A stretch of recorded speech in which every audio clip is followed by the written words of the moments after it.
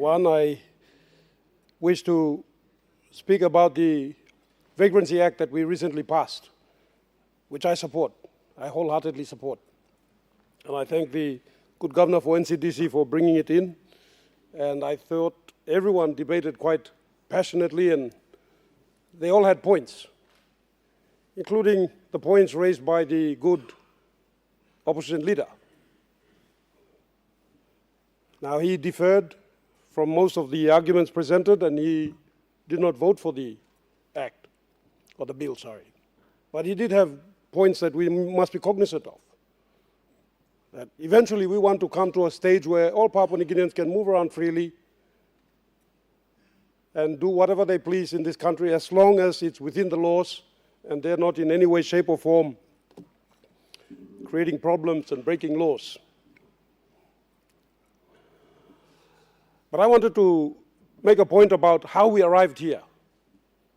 How did we arrive here where we are seeing this massive influx of people from rural areas, from rural areas into the urban centers? Why is this happening? Our people are leaving the districts and stations and flocking into our urban areas, looking for opportunities, better services, safety. Why? Why did this happen? When did this start?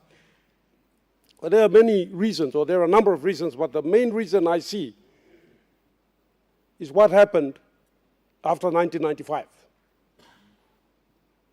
If you look at what happened previous to 1995, the districts and stations were functioning quite well. If you went to any district and station,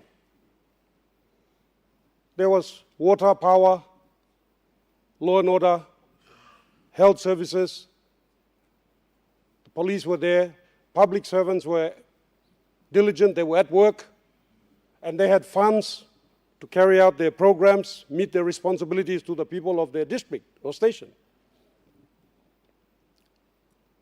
Funds were received directly from Waigani to maintain these districts and stations. There was a lot of economic activities. People grew their cash crops and engaged in various SMEs and businesses. Investors were encouraged to go to these districts and stations and operate. In fact, many people in many districts and stations didn't go into the urban areas, didn't go into their provincial headquarters unless they really needed to. Districts and stations had a functioning works unit. They had a grader, a roller, usually a 3-ton truck, and work staff, and they maintained the roads, and the roads were great. After the 95 reforms, which were well-intended but poorly implemented, districts and stations started to crumble. The lights went out, water was shut, police services started to shrink and shrivel up, health, education. Investors did not want to go to districts and stations and operate there anymore because it was unsafe for them. Their investments were not guaranteed. So people started to look for a better life. They started to flock into the urban areas, placing an enormous burden on the very limited infrastructure and services. For instance, Port Moresby was built for just perhaps 300,000 people. We have 2 million people here easily. And it's the same for every headquarters you go. People have flocked into these areas, and they went there because of these reforms. I mean, there are those who went there because they would go there anyway, young people seeking adventure, seeking brighter lights. But the greater majority of people are flocking into urban centers because they are looking for better services for themselves and their children, opportunities, jobs, law and order. I'm very pleased to see that this government is making an effort to review this 1995 reforms, this awful effort that has created such a huge mess for all of us. When the 95 reforms were brought about, it was on the pretext of decentralizing. In fact, it greatly centralized many of the functions. And all the governors were encouraged to sign. They all agreed because they were wooed, they were lured with this idea that they would come to Parliament and represent their people. It was a great idea. And that they would now occupy two positions, be a governor and a regional member. And they all signed very happily, very quickly. But they didn't read the fine print, what they would give up and how it would impact on their provinces and their districts and stations. That's why it's very important that we review this. This is 30 years old, this very bad policy, and everyone's spoken about it. There has been so much studies about this.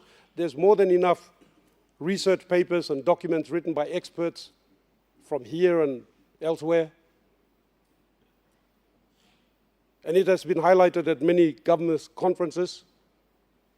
And I was very pleased to hear in the last conference that we had, where there was an undertaking made to revert to pre-1995 systems, an effort whereby we would at least retain some of the good that did come out of these reforms. There were some good aspects of these reforms, not many, but some.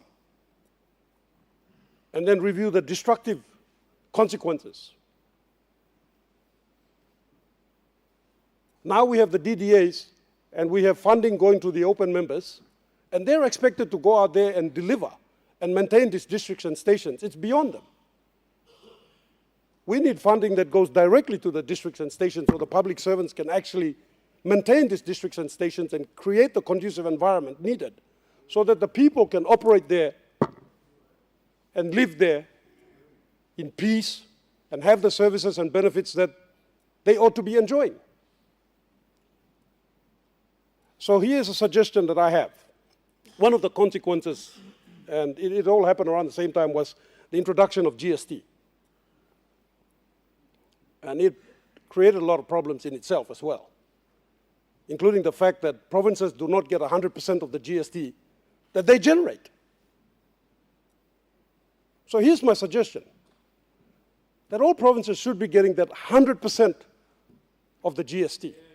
The current arrangement of 60-40 is ridiculous. And that additional amount that goes to the provinces should make it to the districts and stations to maintain them, to revive them. Then the open members and their DDAs can top up and assist in building the required infrastructure and bringing about the normalcy needed to rebuild these districts and stations. And the provincial governments can work hand in hand with the open members and the DDAs and bring this about. And then we will see that people will actually return to the districts and stations. They will be happy to go back there if those services are there. If you turn back the power, if you turn back the water, if you provide law and order, health services, repair the roads, they will go back. I want this to be a serious consideration. Besides reviewing these 1995 reforms, and commendations to the government for doing this, although I must say it's taking too long, and I'd like to see it be, attended to with more urgency. I would like to say that we seriously need to consider this proposal. Give 100% of the GST back to the provinces. And you don't even have to give it to the provincial governments. You can use the additional amount and give it directly back to the stations and districts as it used to be pre-1995. We rebuild those districts and stations, bring back the services that our people enjoyed, and they will return back to their districts and services. Thank you very much.